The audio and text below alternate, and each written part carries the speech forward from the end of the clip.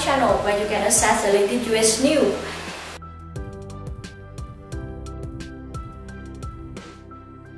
Businessman Andrew Yang raised about 10 million at the third quarter, a staggering amount for an outsider candidate virtually unknown to the public when he launched his campaign in 2017. Nearly $300 have contributed, according to Yang campaign. Highlights from the third quarters: raised 10 million, nearly $300. Highlights from the second quarter: raised 2.8 million. Nearly 2 million of the funds came from donation under 200. Highlights from the first quarter: raised nearly 1.8 million in the first quarter of the year. Finished March more than 1.1 million cash on hand. Call for Andrew Yang. The businessman raised $10 million in the third quarter, which is more than triple the $2.8 million that he raised in the second quarter. And it is the biggest percentage increase we have seen from any of the candidates who have released their numbers for the quarter so far. Out front now, Democratic presidential candidate Andrew Yang. And good to have you with me, Mr. Yang. So why the big surge now? Obviously, in terms of your percent, way more than anybody else. Why now? Well, our message is hitting home, Erin. Americans realize that we need to think bigger about solutions. We're in the greatest economic transformation in our country's history, and it's not immigrants that are causing these problems, it's automation and advanced technologies. If we distribute the gains from these technologies and innovations into our hands, then we can improve our way of life very, very quickly. So you're looking at $10 million. Look, it's a lot of money by any measure. And the context, though, of course, is what you're up against. And I'm not even talking in terms of your own party. I'm talking about Trump and the RNC. They say they've raised $125 million in the same quarter. I mean, that's a huge number. The president has passionate donors. Are you worried about the strength that this shows for him, even in the midst of what he's going through right now in Washington? $125 million. Well, I think right now you have a fragmented Democratic field, but when we come together behind a nominee, that nominee is going to have ample resources to take on and defeat Donald Trump in the general election. And even now, I'm one of only 2 candidates in the Democratic field that 10% or more of Donald Trump voters said they would support in the general, which I think makes me the strongest candidate to take him on next fall. So Trump today tweeted, just in part, the word bull expletive. He put it in all caps in the middle of a tweet talking about Democrats. Your rival, Kamala Harris, Senator Harris, wrote a letter to the Twitter CEO, Jack Dorsey, and she actually pointed to 6 other tweets. She says they all violate Twitter's rules of conduct. She says the president uses his account to, quote, target, harass, and attempt to out the whistleblower, suggesting that violence could be incited should Congress issue formal articles of impeachment against him. You have a groundswell of support on social media. Is Senator Harris right that President Trump should be silenced?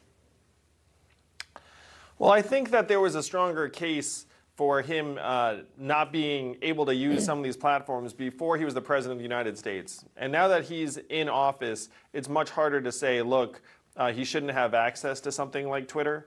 But I'm friendly with some of these technology leaders, and they say at this point they want to work with the government to find appropriate standards, and they feel like it's tough for them to be in a position where they're making these kinds of decisions, including regarding Donald Trump's Twitter account.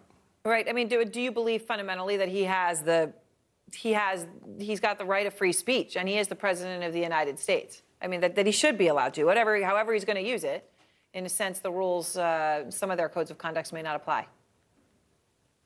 Well, I think it's just a much, much harder case to make when you are talking about a political office holder, in this case, the President of the United States, that you're going to be able to kick him off of one of these platforms, because at this point he is a major public figure, and saying that he's not allowed to use a particular service is very difficult.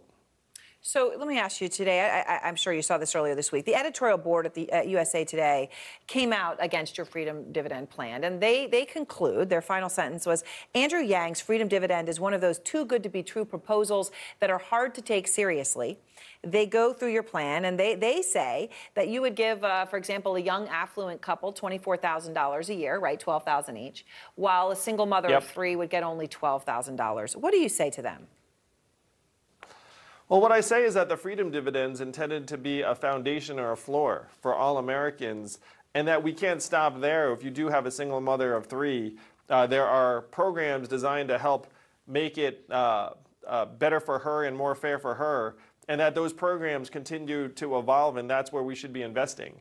So the freedom dividend isn't meant to solve every problem for everyone, but it would make us stronger, healthier, mentally healthier, and give millions of Americans a leg up and a path forward in an evolving economy. Before we go, I want to ask you about Bernie Sanders, obviously your rival for the nomination. The senator is obviously just had a heart procedure for stents to be inserted in his arteries. He says he's taking time off the campaign trail to recover. What's your message to him? Bernie, you're a national hero, a role model, an inspiration for so many of us, and you just need to get well. The country will still be here waiting for you when you get back on the trail, and I'm sure that'll be very soon. All right. Thank you very much, Andrew Yang. I appreciate your time. See you in Ohio, Erin. Thank you. All right. Andrew Yang raised $10 million in the third quarter of 2019. His campaign tells CNN a substantial haul that drew off over the $2.8 million the businessman turned politician raised the second quarter of this year. Yang fundraising, powered by devout grassroots donor base known as the Yang Gang, has turned the once long-shot candidate into a fixture on the debate stage, who is now polling better than the most of his Democratic competitor. Yang's haul is substantially lower than $25 million that Vermont Senator Bernie Sanders raised or the $19 million South Bend, Indiana Pete Buttigieg announced on Tuesday. But it does land Yang close to the $11.6 million that California's Sen Kamala Harris raised in the third quarter, and markedly higher than the candidate Cory Booker, who's announced on Tuesday he has raised $6 million in the third quarter. The third quarter is an off year. It's more often difficult to raise money, so Yang is more than tripling his second quarter haul, demonstrate ability to turn a fervent online support into dollars. Yang enters the final 3 months of 2019 with $6.3 million in the bank, his campaign said, and his average campaign contribution is $30.18. And he has received donations from nearly 300,000 unique donors. 99% of Yang donation was under $200, they add. Andrew Yang is only contender, showing the exponential growth in the third quarter, more than tripling his fundraising number from the last quarter, said Jack Grauman, Yang's campaign manager.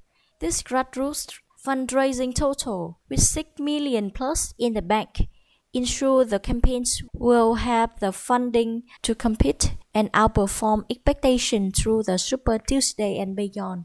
Yang has used his newly raised money to start off, according to Randy Jones, Yang's spokesman. The campaign has hired 7 new staff members over the last 3 months, bringing the total number of Yang staffers to 97.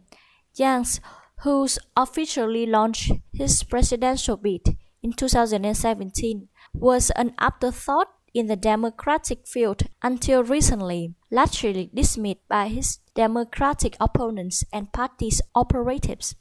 Yang has rallied a coalition of liberal Democrats, libertarians, and some disaffected Republicans around a series of distinctive policy positions, namely his so-called freedom dividend and the plan to give American adults $1,000 universal basic income that Andrew Yang argues would alleviate a host of social ills and eradicate poverty. The plan has captivated Yang supporters, many of whom see that kind of unique policy as the best antidote to the President Donald Trump. Thank you for listening. See you in the next video. Don't forget to subscribe our channel. Bye bye.